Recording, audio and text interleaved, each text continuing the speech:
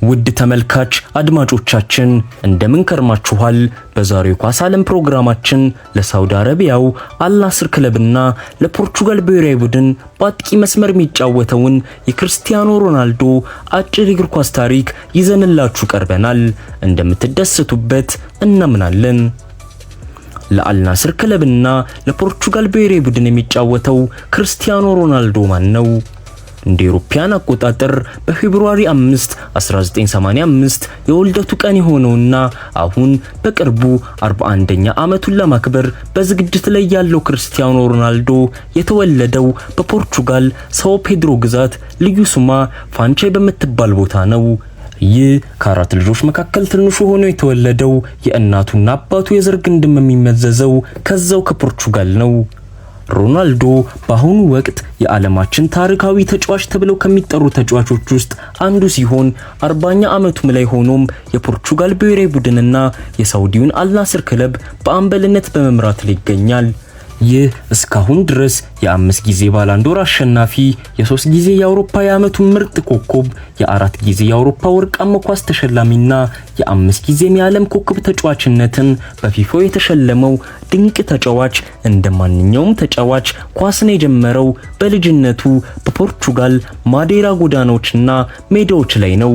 ሮናልዶ የፕሮፌሽናል እግር ኳስ ተጫዋችነቱን ከመጀመሩ አስቀድሞ በሀገሩ ከ1992 እስከ 2002 ለ10 ዓመታት ለአንዶ ሆሪናና ለናሲ ኦሊናል ለስፖርቲንግ ሊዝበን ወጣት ቡድኖች ተጫውቶ ከዛም በስፖርቲንግ ሊዝበን የቢ ቡድን ውስጥ የፕሮፌሽናል ኳስ ተጫዋችነትን ህይወቱን ጀመረ።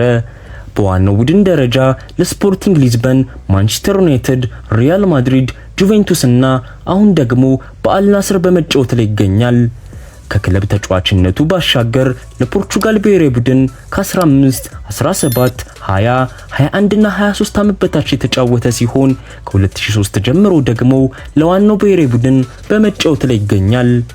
ሮናልዶ በልጅነቱ ለኳስ ከነበረው ፍቅርና ለሌሎችም ነገሮች ተጨማምረው በትምህርቱ ያልገፋና በስድስተኛ ክፍል ብቻ የተገደበ መሆኑ ተጠቅሶ በመጨረሻም ከአስተማሪው ጋር ተማሪዎቹን አያከብርም በማለት ተጣልቶ ወንበር ወርሮበት በዛው ወጥቶ እንደቀረ ተነግሯል። ሮናልዶ ስለ ቀደምቶቹ የሱ ምሳሌ ስለሆኑ ተጫዋቾች ሲጠቅስ ሮናልዲኒሆ፣ ሮናልዶ ትልቁ ለእግር ኳስ ውበት ታሪክ ያስቀመጡ ናቸው በማለት ይገልጻቸዋል። የሮናልዶ የእግር ኳስ የክለብ ህይወቱ ምን ይመስላል? ሮናልዶ በሀገሩ በተለያዩ የወጣት ክለቦች ከልጅነቱ ጀምሮ ሲሳተፍ ቆይቶ በመጨረሻም በስፖርቲንግ ሊዝበን የወጣት ቡድን ውስጥ አስደናቂ ለውጥ ማምጣቱ በአሰልጣኞቹና የክለብ አስተዳዳሪዎች ስለታመነበት በ17 ዓመቱ ዋናውን ቡድን እንዲቀላቀል ተደረገ። የመጀመሪያ ጨዋታውንም በኦገስት 14 2002 ስፖርቲንግ ለአውሮፓ የክለብ ቻምፒዮና ከጣሊያኑ ኢንተር ሚላን ጋር ላለበት የማጣሪያ ጨዋታ ተሰልፎ ተጫወተ። ከወራት በኋላ ደግሞ የመጀመሪያ ፕሪሚየር ሊጋ ጨዋታውን ቡድኑ ከብራጋ ጋር በነበረው ጨዋታ አደረገ። በኦክቶበር 7 ደግሞ ቡድኑ ሞሪንሴን 3-0 ሲያሸንፍ እሱም ለክለቡ የመጀመሪያ የሆኑትን 2 ጎሎችን አስቆጠረ። በቀጣዩ የ2002-3 የውድድር ዘመን የእንግሊዝ ክለቦች አይናቸውን ሮናልዶ ላይ በመጣል የሊቨርፑል፣ አርሰናል እና ማንቸስተር ዩናይትድ ቡድኖች አሰልጣኞች ስፖርቲንግን ማነጋገር ጀመሩ። በኋላ ግን የማንቸስተር ዩናይትዱ አሰልጣኝ አሌክስ ፈርጉሰን ከስፖርቲንግ ጋር በነበራቸው የወዳጅነት ጨዋታ ቡድናቸው 3-1 በመሸነፉና የሮናልዶን እንቅስቃሴ በጨዋታው በሚገባ ስለተመለከቱ በተፈለገው ዋጋ ልጁን ለማስፈረም ቆርጠው ተነስተው በመጨረሻም ተሳካላቸው።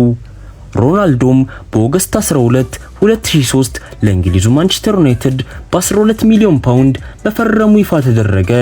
ይህም ዋጋ በወቅቱ በእንግሊዝ ለወጣት ተጫዋቾች የተከፈለ ትልቁ ዋጋ ሆኖ የተመዘገበ ሲሆን ለሮናልዶም የመጀመሪያው ፖርቹጋላዊው ለማንቸስተር ዩናይትድ የፈረመ ተጫዋች አድርጎት ነበር። በክለቡ ውስጥም ጆርጅ ቤስትን፣ ኤሪክ ካንቶናን እና ዴቪድ ቤካምን ተከትሎ 7 ቁጥር መለያ የተሰጠው ሲሆን ይህም ለቡድኑ ጠንክሮ እንዲሰራና አበረታቶታል በማለት ይነገራል። ሮናልዶ ለክለቡ የመጀመሪያ ጨዋታውንም በኦገስት 16 2003 ቡድኑ ከቦልተን ጋር ተጫውቶ 4-0 ባሸነፈበት ጨዋታ የተሰለፈ ሲሆን በኖቬምበር 1 ደግሞ ቡድኑ ፖርትስሙዝን 3-0 ሲረታ እሱም በቅጣት ምት ለክለቡ የመጀመሪያ የሆነውን ጎል አስቆጠረ። ሮናልዶ በማንቸስተር ዩናይትድ ቤት የመጀመሪያውን ዙር ከ2003 እስከ 2009 ለ6 ዓመታት በተጫወተበት ወቅት በአጠቃላይ 292 ጊዜ ተሰልፎ 118 ጎሎችን አስቆጥሯል።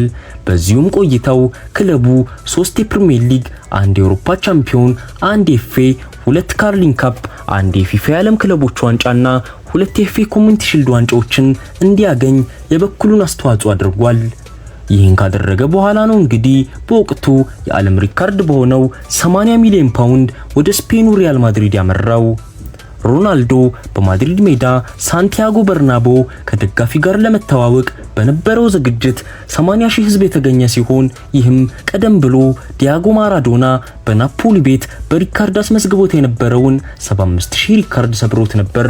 በቀጣይም በኦገስት 29 2009 ሮናልዶ የመጀመሪያ ጨዋታውን ለማድሪድ ቡድኑ በላሊጋው ዲፖርቲቮ ላካሩኛን 3-2 ባሸነፈበት ጨዋታ ተሰልፎ የመጀመሪያ ጎሉን ለክለቡ በፍጹም ቅጣት ምት በማስቆጠር ጅማሮውን የተሳካ አደረገ። በቀጣይም በ4 ተከታታይ ላሊጋ ውድድሮችም በእያንዳንዱ ጎሎችን በማስቆጠር ሮናልዶ ማንም የማድሪድ ተጫዋች ቀደም ብሎ ያላደረገውን በማድሪድ ሪካርድ አስመዘገበ። ሮናልዶ ለክለቡ በመጀመሪያው ውድድር ዘመኑ 35 ጨዋታዎችን አድርጎ 33 ጎሎችን በማስቆጠር በስኬት አጠናቀቀ። ሮናልዶ በቀጣዩ የ2010-11 የውድድር ዘመን በሁሉም ውድድሮች 53 ጎሎችን በማስቆጠር ክለቡ የኮፓ ዲላሬን ዋንጫ እንዲወስድ ከጓደኞቹ ጋር ተገቢውን ድርሻ ሲወጣ፣ ይህም ከማድሪድ ጋር የመጀመሪያው ዋንጫ ሆኖ ተመዘገበለት። በዚሁ ዓመትም የአውሮፓ የወርቅ ጫማ ተሸላሚ ሲሆን በተለያዩ ሊጎችም በተከታታይ የወርቁን ጫማ የተሸለመ ብቸኛ ተጫዋችም ነበር። በተጨማሪም በዚህ ውድድር ዘመን በላሊጋው 40 ጎሎችን በማስቆጠር በላሊጋው ብቸኛ ተጫዋች ሆነ። ሮናልዶ በማድሪድ ቡድን ውስጥ በታሪክ የተመዘገበው ከሚያውቁት በርካታ ድሎች ውስጥ ከጓደኞቹ ጋር በመሆን ያስመዘገበ ሲሆን በቆየባቸው 9 ዓመታት ለቡድኑ በታሪክ ያልተመዘገበ 438 ጊዜ ተሰልፎ ተጫውቶ ከተጫወተበት ቁጥር በላይ 450 ጎሎችን አስቆጥሯል። በተጨማሪም ከ120 በላይ ጎል የሆኑ ኳሶችንም ለጓደኞቹ ያቀበለ ሲሆን በቆይታውም በርካታ ዋንጫዎችን ክለቡ እንዲያገኝ ሁነኛ አስተዋጽኦ ካደረገ በኋላ ወደ ቀጣዩ የክለብ መዳረሻው የጣሊያኑ ጁቬንቱስ አምርቷል። የጣሊያኑም ጁቬንቱስ ሮናልዶን በ100 ሚሊዮን ዩሮ በ2018 እንደፈረመ ይፋ ሲያደርግ ይህም ዋጋ እድሜው ከ30 ዓመት በላይ ለሆነ ተጫዋች በሪካርድ የተመዘገበ ሲሆን በተጨማሪም ይህ ዋጋ በወቅቱ በጣሊያን ክለብ ከፍተኛው ነበር። በኦገስት 18 ሮናልዶ የመጀመሪያ ጨዋታውን ጁቬንቱስ ከሄላስ ቬሮና ጋር አድርጎ 3-2 ሲያሸንፍ አደረገ። በጃንዋሪ 16 2019 ሮናልዶ ጁቬንቱስ ቤት የመጀመሪያውን ዋንጫ ቡድኑ ኤሲ ሚላንን በሱፐር ኮፓ ኢጣሊያን በብቸኛው የሱ ጎል በማሸነፍ እንዲወስድ አደረገ። ሮናልዶ በጁቬንቱስ ቤት ጥሩ የ3 ዓመታትን ቆይታ ያደረገ ሲሆን በዚሁም ቆይታው 134 ጊዜ የተሰለፈ ሲሆን 101 ጎሎችን በስሙ አስመዝግቦ 22 ጎል ለሆኑ ኳሶችን አቀብሏል። በተጨማሪም በቆይታው ክለቡ 2 ሴሪአ፣ 1 ኮፓ ኢታሊያና 2 ኮፓ ሱፐር ኢታሊያ ዋንጫዎችን እንዲያገኝ የበኩሉን አስተዋጽኦ አድርጓል። ለሁለተኛ ጊዜ ለመጫወት ወደ እንግሊዙ ክለብ ማንቸስተር ዩናይትድ በ2021 አመራ። ማንቸስተር ዩናይትድም ሮናልዶን ለሁለተኛ ጊዜ ማስፈረሙን ይፋ ያደረገ ሲሆን የመጀመሪያ ጨዋታውንም በሴፕቴምበር 11 ቡድኑ ኒውካስትል ዩናይትድን 4-1 ባሸነፈበት ጨዋታ ጀምሮ 2 ጎሎችን በማስቆጠር ጅማሮውን የተሳካ አደረገው።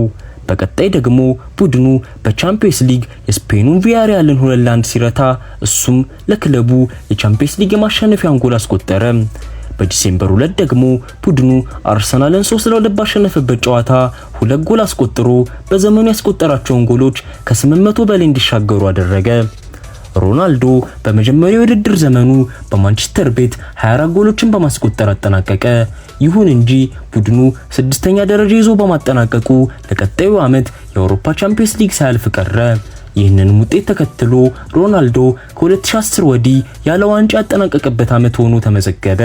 ከዛም በኋላ ሮናልዶ በማንቸስተር ቤት በቋሚ አሰላለፍ ውስጥ እምብዛም የመካተት እድሎችን በማጣቱ ሌላ የአውሮፓ ክለብ ቢያፈላልግም በተለያዩ ምክንያቶች ሊያገኝ ግን አልቻለም።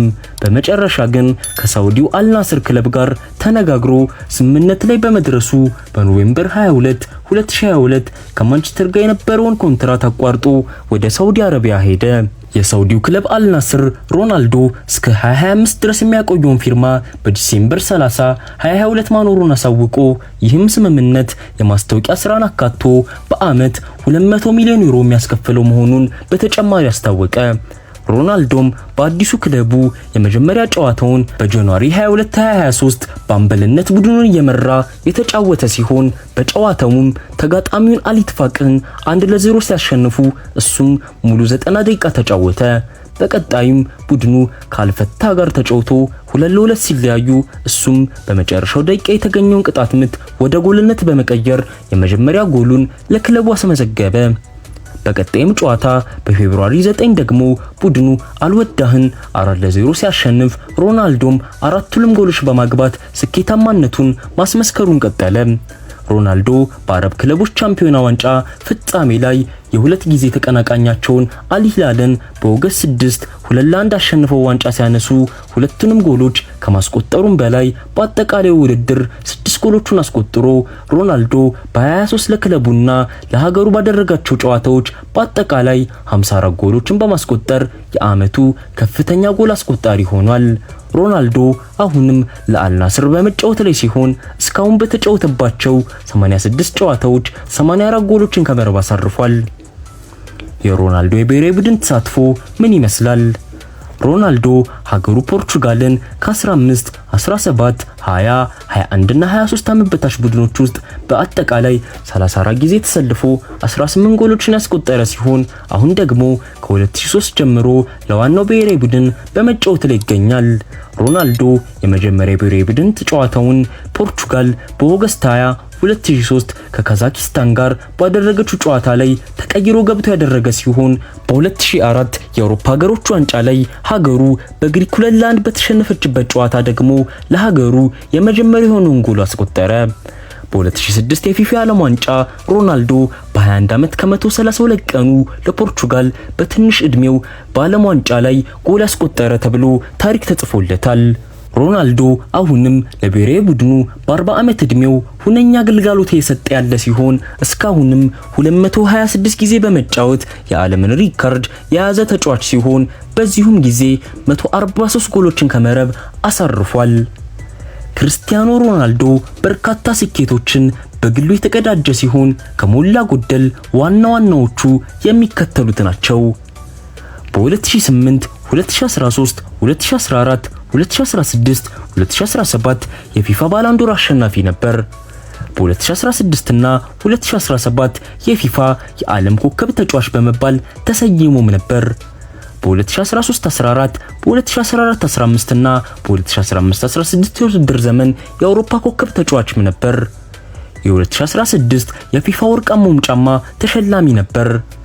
በ2006-7 በ2007-8 የውድድር ዘመን የፕሪሚየር ሊጉ ኮከብ ተጫዋችም ሆኖ ተመርጧል። በ2013-14 የላሊጋው ኮከብ ተጫዋችም ነበር።